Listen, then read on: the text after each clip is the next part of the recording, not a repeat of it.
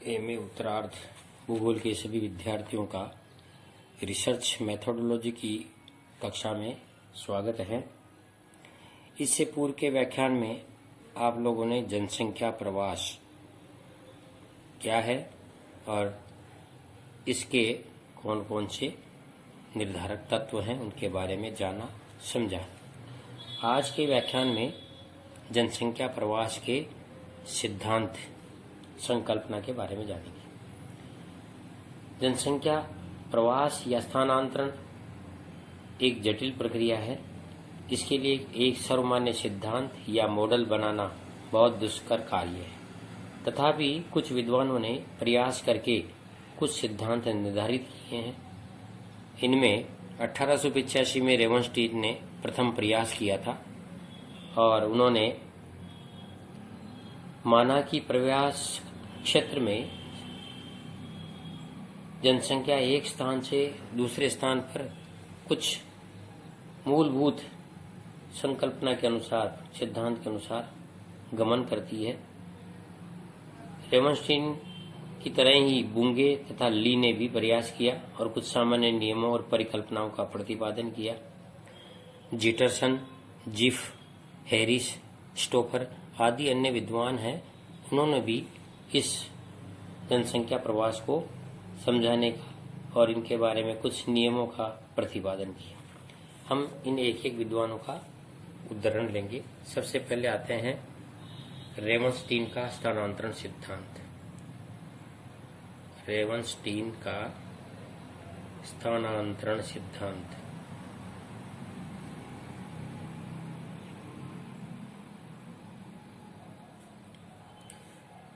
1985 में रेवनस्टीन ने अपना स्थानांतरण सिद्धांत प्रस्तुत किया। इन्होंने इंग्लैंड और वेल्स के 1881 के जन्मस्थल आंकड़ों को आधार मानकर इस सिद्धांत का प्रतिपादन किया और कहा कि एक काउंटी से दूसरी काउंटी के विचरण में, स्थान परिवर्तन में या जन्म स्थान के आंकड़ों के विश्लेषण के आधार पर इन्होंने कुछ रूप प्रतिपादित किए, जिसमें आता है पहला स्थानांतरण व दूरी। यानी अधिकांश जनसंख्या लघु दूरी का प्रवास करती है। फलस्वरूप जनसंख्या में स्थानीय परिवर्तन एक सर्वव्यापक घटना है, जिससे प्रवास धारा यानी करंट ऑफ माइग्रेशन का जन्म होता है। एक लाइन बन जाती है कि कोई व्यक्ति अगर कुछ दूरी पर अपनी आवश्यकताओं के लिए प्रवास करता है तो एक करंट ऑफ माइग्रेशन का नाम उत्पन्न होना है। इस प्रकार प्रवास धारा नजदीक के स्थानों पर अधिक और दूर के साथ साथ उसका वेग घटता जाता है। यानी एक ही नियम बनाया रेवनस्टीन ने कि जनसंख्या स्थानांतरण एक धारा के रूप में है प्रवास, जो नजदीक के स्थानों पर तीव्र गति से और अधिक मात्रा में तथा दूर के स्थानों पर घटती हुई दर से प्रवास होता है। पुनः रेवनस्टीन ने कहा कि स्थानांतरण दूरी का प्रतिफल है तथा लंबी दूरी का स्थानांतरण अपेक्षाकृत सबसे बड़े व्यापारिक और औद्योगिक केंद्रों की तरफ ही होता है। यानी अधिक लंबाई वाली या अधिक दूरी वाले जो प्रवास हैं वो महानगरों में और बड़े नगरों की ओर ही होता है या औद्योगिक क्षेत्रों की ओर ही होता है, तथा सामान्य प्रवास जो है वो निकटतम दूरी पर होता है। दूसरा निष्कर्ष निकाला नियम पदानुक्रम प्रवास। पदानुक्रम प्रवास, इसका मतलब क्या है? तीव्र गति से बढ़ते हुए नगर में उसके आसपास के ग्रामीण क्षेत्र में जो रिक्तता होती है उन्हें पूर्ण करने के लिए दूरस्थ क्षेत्रों से प्रवासी आते हैं, और ये तब तक होता है जब तक कि किसी बड़े नगर का प्रभाव कई चरणों से होता हुआ दूरस्थ तक नहीं पहुंच जाता। यानी विस्तार की जो प्रक्रिया है वो अवशोषण प्रक्रिया की ठीक उल्टी होती है और उसके लक्षण अवशोषण प्रक्रिया से सदृश ही होते हैं।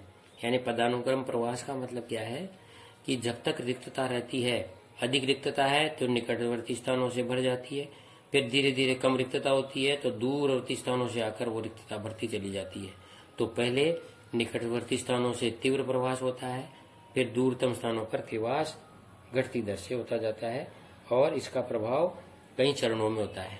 पहले प्रथम चरण में तीव्र गति से होता है, दूसरे चरण में मध्यम गति से होता है और तीसरे चरण में धीमी गति से होता है। बाद में जब पूर्ति हो जाती है रिक्तता की तो प्रवास लगभग समाप्त हो जाता है।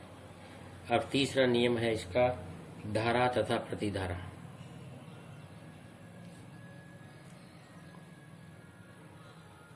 जब एक नगर से दूसरे को प्रवास होता है तो धारा कहलाता है। यानी एक नगर से दूसरे नगर में स्थानांतरण हो रहा है, जैसे ये कोई सिटी है ए और बी सिटी है, तो इससे जो प्रवास होगा ये कहलाएगा क्या? धारा। लेकिन गांव से नगर को भी प्रवास प्रारंभ हो जाता है।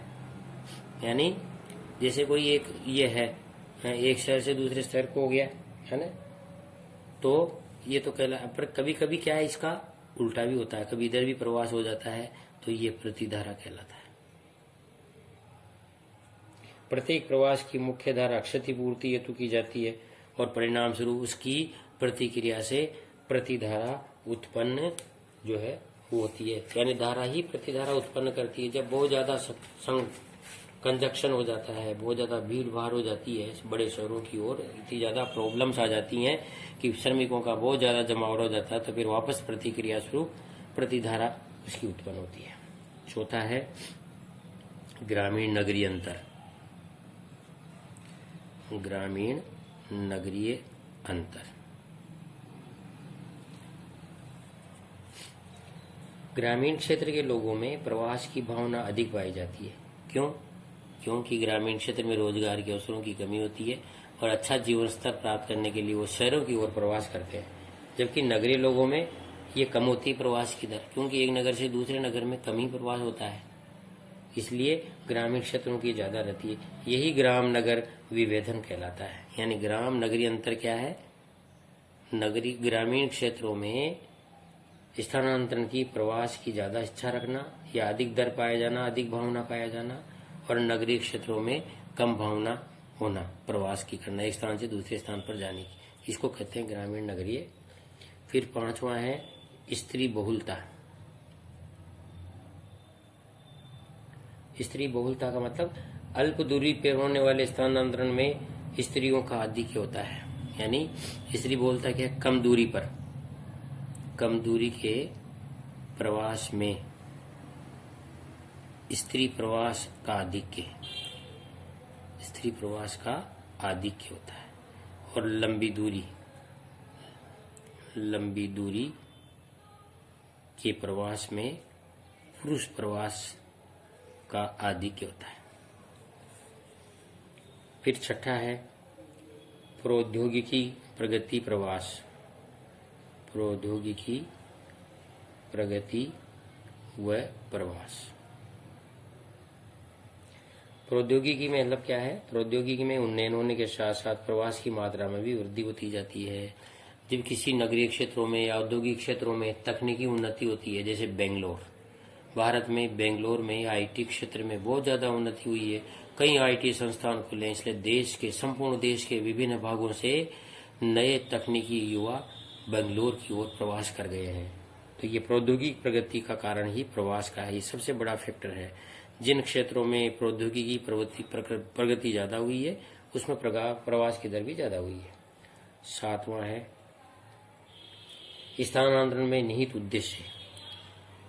स्थानांतरण में निहित उद्देश्य यानी प्रवास करने में क्या एम है, उद्देश्य क्या है। स्थानांतरण की मात्रा को सबसे ज्यादा जो प्रभावित करने वाला कारक है वो है आर्थिक उद्देश्य, क्योंकि ज्यादातर समुदाय, मानव समुदाय आर्थिक उद्देश्य से ही प्रवास करते हैं। एक विद्वान हुए हैं प्रियोर, उन्होंने 1969 में एक अध्ययन में बताया था कि सबसे ज्यादा जो इस सिद्धांत को मान्यता मिली है रेवनस्टीन